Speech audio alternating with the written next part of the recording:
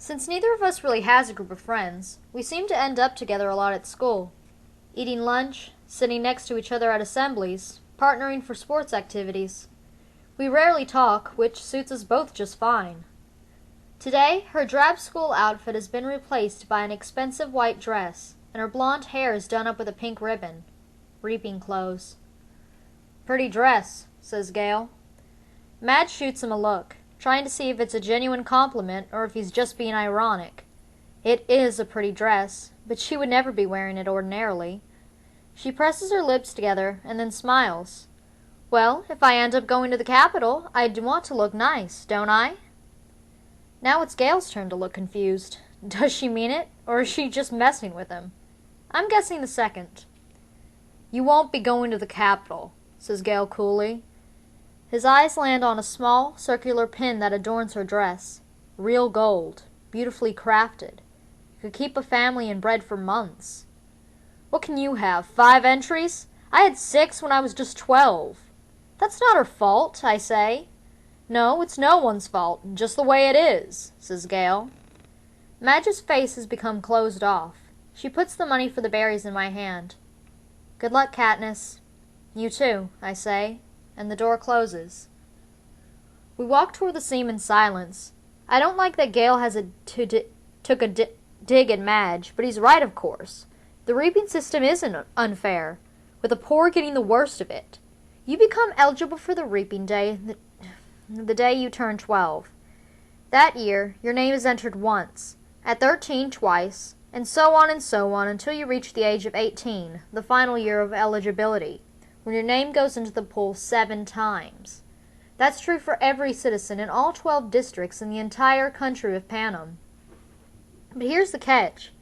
Say you're poor and starving as we are. You can opt to add your name more times in exchange for tesserae. Each tessera is worth a meager year's supply of grain and oil for one person. You may do this for each of your family members as well. So, at the age of 12, I had my name entered 4 times. Once because I had to, and 3 times for tesserae for grain, oil, for myself, Prim, and my mother. In fact, every year I have needed to do this, and the entries are cumulative. So now, at the age of 16, my name will be in the reaping 20 times. Gale, who is 18, and has been either helping or single-handedly feeding a family of 5 for 7 years, will have his name in 42 times. You can see why someone like Madge, who has never been at risk of needing tesserae, can set him off.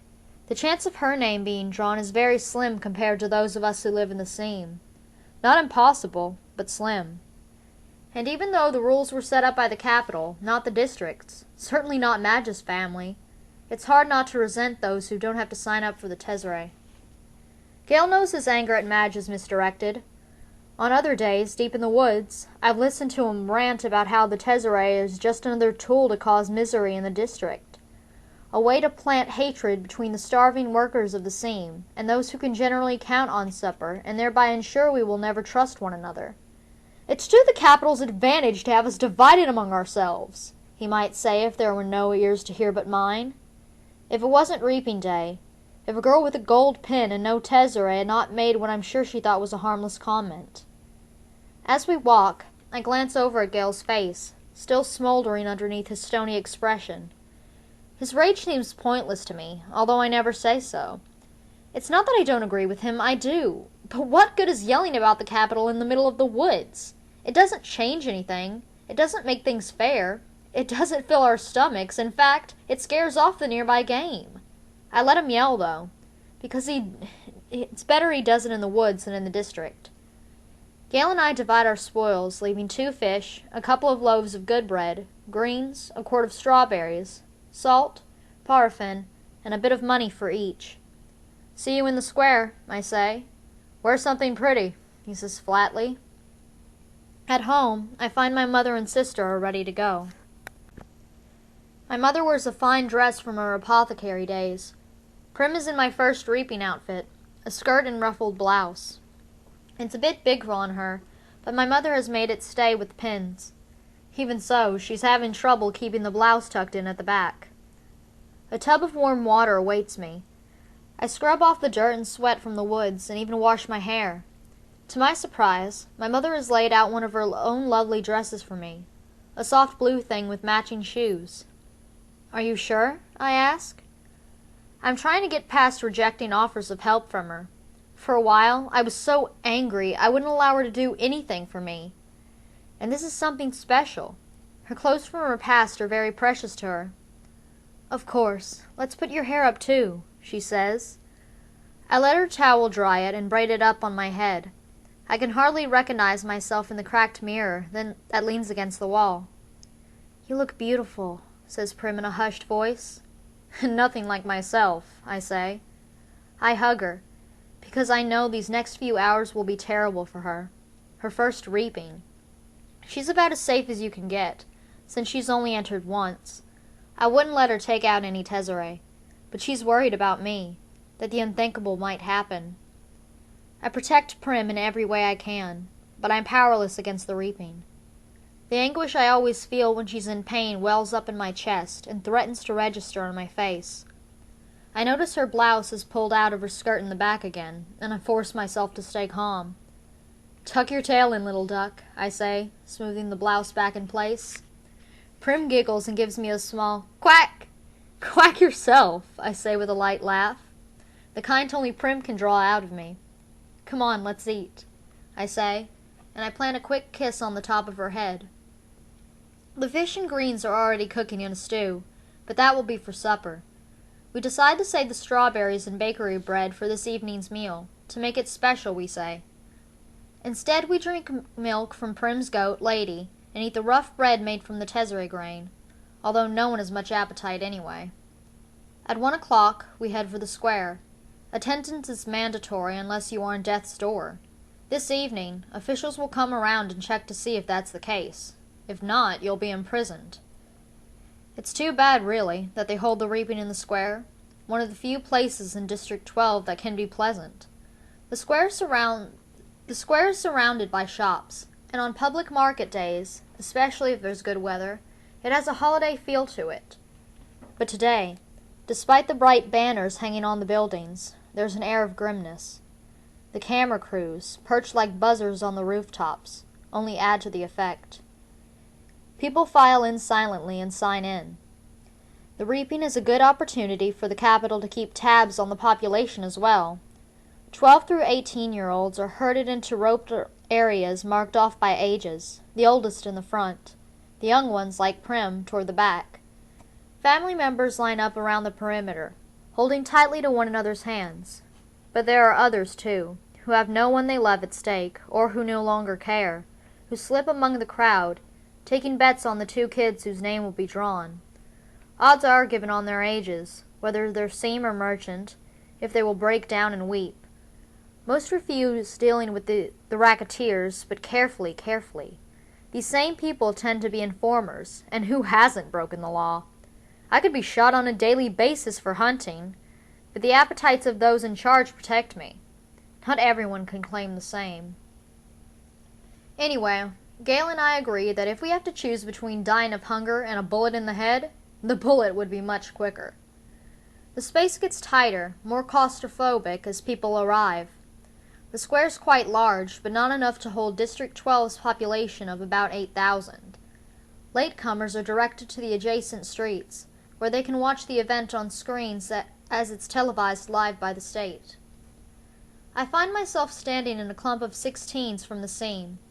We all exchange terse nods, then focus our attention on the temporary stage that is set up before the Justice Building. It holds 3 chairs, a podium, and 2 large glass balls, one for the boys and one for the girls. I stare at the paper slips in the girls' ball. 20 of them will have Katniss Everdeen written on them in careful handwriting. 2 of the 3 chairs fill with Madge's father, Mayor Undersea, who was a tall, balding man, and Effie Trinket, District 12's escort, fresh from the Capitol with her scary white grin, pinkish hair, and spring green suit. They murmur to each other, and they look with concern at the empty seat. Just as the clock strikes 2, the mayor steps up to the podium and begins to read. It's the same story every year. He tells the history of Panem, the country that rose up out of the ashes of a place that was once called North America. He lists the disasters, the droughts, the storms, the fires, the encroaching seas that swallowed up so much of the land, the brutal war for what little sustenance remained. The result was Panem, a shining capital ringed by 13 districts, which brought peace and prosperity to its citizens. Then came the dark days, the uprising of the districts against the capital. 12 were defeated, the 13th obliterated. The Treaty of Treason gave us the new laws to guarantee peace, and, as our yearly reminder of the dark days must never be repeated, it gave us the Hunger Games. The rules of the Hunger Games are simple. In punishment for the uprising, each of the 12 districts must provide 1 girl and 1 boy, called tributes, to participate. The 24 tributes will be imprisoned in a vast outdoor arena that could hold anything from a burning desert to a frozen wasteland. Over a period of several weeks, the competitors must fight to the death. The last tribute standing wins. Taking the kids from our districts, forcing them to kill one another while we watch, this is the capital's way of reminding us how totally we are at their mercy, how little chance we could stand of surviving in another rebellion. Whatever words they use, the real message is clear. Look how we take your children and sacrifice them, and there's nothing you can do. If you lift a finger, we will destroy every last one of you, just as we did in District 13. To make it humiliating as well as torturous, the capital requires us to treat the Hunger Games as a festivity, a sporting event pitting every district against the others. The last tribute alive receives a life of ease back home, and their district will be showered with prizes, largely consisting of food. All year, the capital will show the winning district gifts of grain and oil, and even delicacies like sugar, while the rest of us battle starvation. It is both a time for repentance and a time for thanks, intones the mayor. Then he reads the list of past District 12 victors. In 74 years, we have had exactly 2. Only one is still alive. Hamish Aberthany, a paunchy, middle-aged man who at this moment appears hollering something unintelligible, staggers onto the stage, and falls into the 3rd chair. He's drunk. Very. The crowd responds with its token of applause, but he's confused and tries to give Effie Trinket a big hug, which she barely manages to fend off. The mayor looks distressed. Since all of this is being televised, right now District 12 is the laughingstock of Panem, and he knows it. He quickly tries to pull the attention back to the reaping by introducing Effie Trinket. Bright and bubbly as ever, Effie Trinket trots to the podium and gives her signature, "Happy Hunger Games, and may the odds be ever in your favor." Her pink hair must be a wig because her curls have shifted slightly off-center since her encounter with Hamish. She goes on a bit about what an honor it is to be here, although everyone knows she's just aching to get bumped up to a better district where they have proper victors, not drunks who molest you in front of the entire nation. Through the crowd, I spot Gale looking back at me with a ghost of a smile. As reapings go, this one at least has a slight entertainment factor.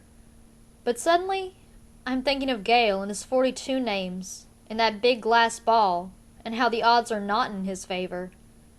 Not compared to a lot of the boys.